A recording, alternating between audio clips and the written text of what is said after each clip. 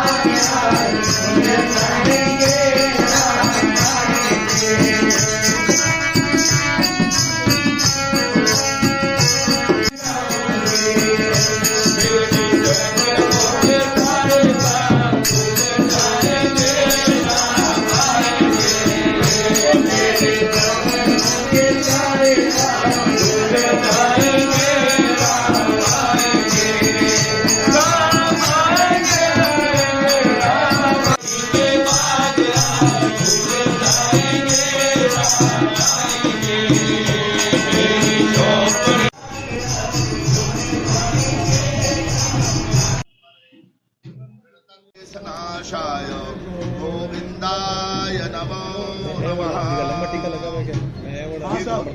गोदा रंगनाथ भगवान का ये कल्याणोत्सव एक महीने से आनंद उमंग अनुराग के साथ आप सब भक्तजनों की उपस्थिति में प्रारंभ है।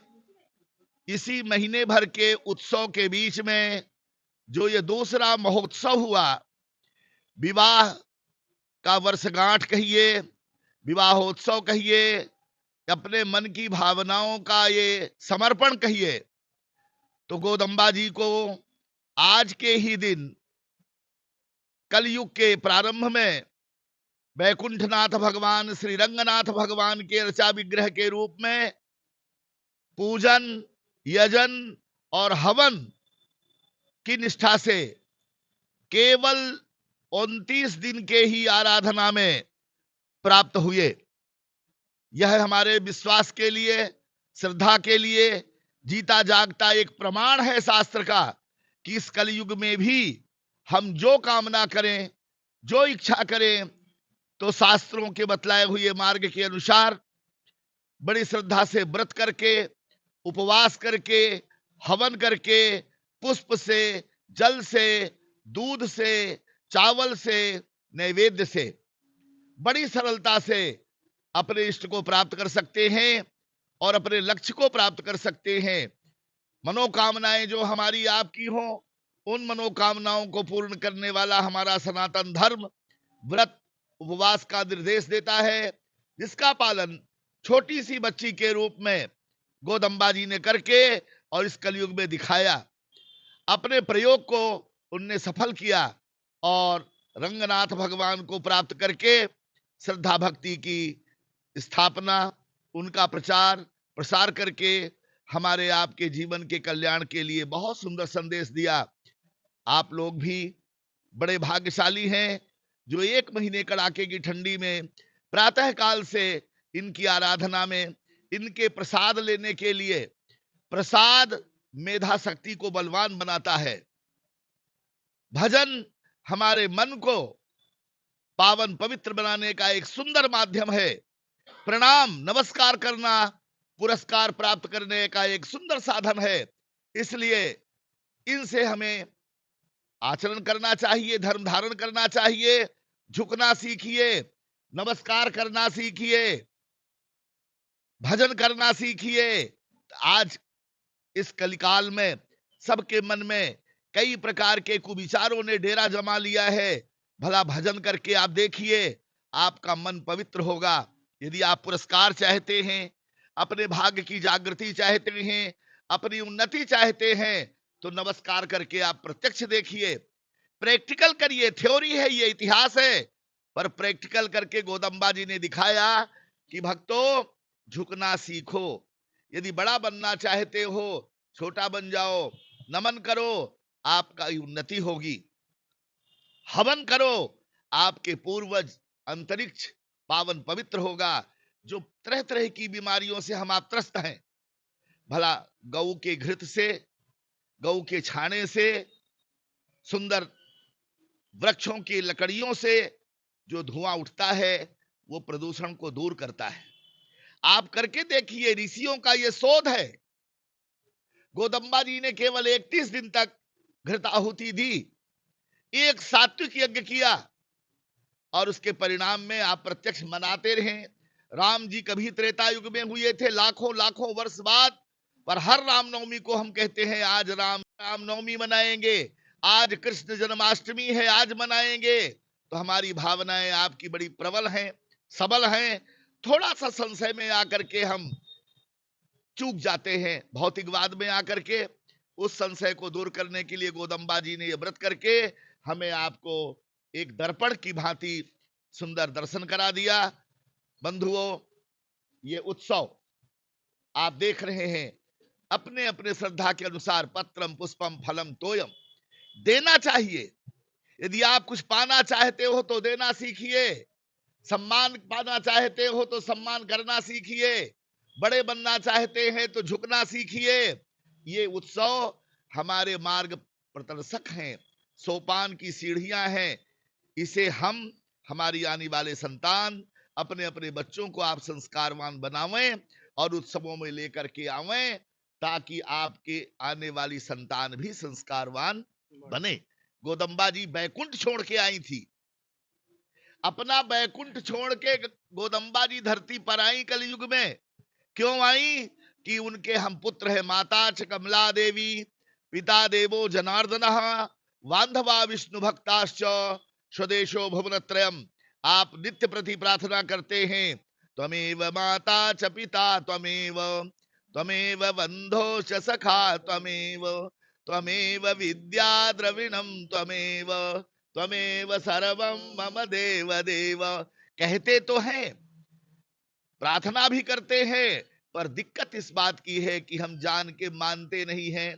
जिस दिन हम मान लेंगे कि हमारे ये माता पिता ये हैं, हमारे उद्धारकर्ता ये हैं, हमारे जीवन के ठेकेदार ये हैं, उस दिन पाप करना, अनाचार करना, अत्याचार करना बंद हो जाएगा। उसी दिन सतयुग आ जाएगा, उसी दिन राम का युग आ जाएगा।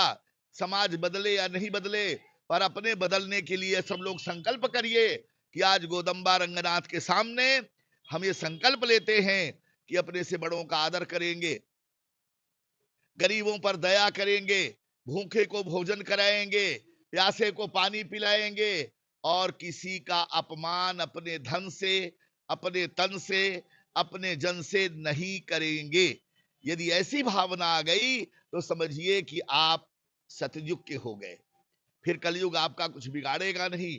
और इसी भावना के साथ सुंदर उद्गार आपके मन से निकलेगा, हे मेरे रंगनाथ, मुझे बाद में सुखी रखना, सबको सुखी कर दो, सर्वेत्र सुखिनः सन्तु।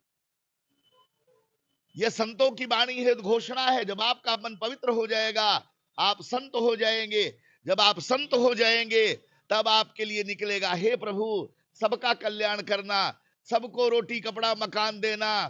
फिर जब सबको दे देंगे, सबके अंदर हम भी आ जाएंगे। तो ये यज्ञ आपके लिए कल्याणकारी हो, आप सबकी बुद्धि गोदंबा जैसे पवित्र पावन हो, और ऐसी निष्ठा आप में बनी रहे। आपके संस्कार से पशु पक्षी कीड़े मकोड़े उनका उद्धार हो। यदि पिता अपने पुत्र का उद्धार कर रहा है तो कोई बड़ी बात नहीं है, ये तो मानवता है। हम वो काम करें कि कीड़े मकोड़े, छोटे छोटे जंतु जो तड़फ रहे हैं, उनका भी उद्धार हमारे भजन से, हमारे यज्ञ से, हमारे दान से, हमारे तप से, हमारे आचरण से सर्वेत्र सुखिनः सन्तु। सब लोग सुखी हो जाए, सब लोग निरोगी हो जाए, सब लोग दीर्घजीवी हो जाए। जब ऐसा हो जाएगा, उसी दिन राम राज आ जाएगा। राम जी की घोषणा थी कि मैं ऐसी सत्ता दूंगा, ऐसा शासन करूंगा कि न पुत्र मरणः केचित द्रक्षन्ति पुरुषाः क्वचित, नार्या विधवा न भविष्यन्ति पतिव्रताः। ऐसा राजा धरती पर न कोई हुआ है और न होगा। जिस दिन राम जी ने शपथ ली, उसी दिन कहा कि मेरी 3 माताएं विधवा हैं। जब लंका से राम जी आए और चित्रकूट में अपनी माताओं को विधवा देखा, तो उनने रिसर्च करना शुरू कर दिया।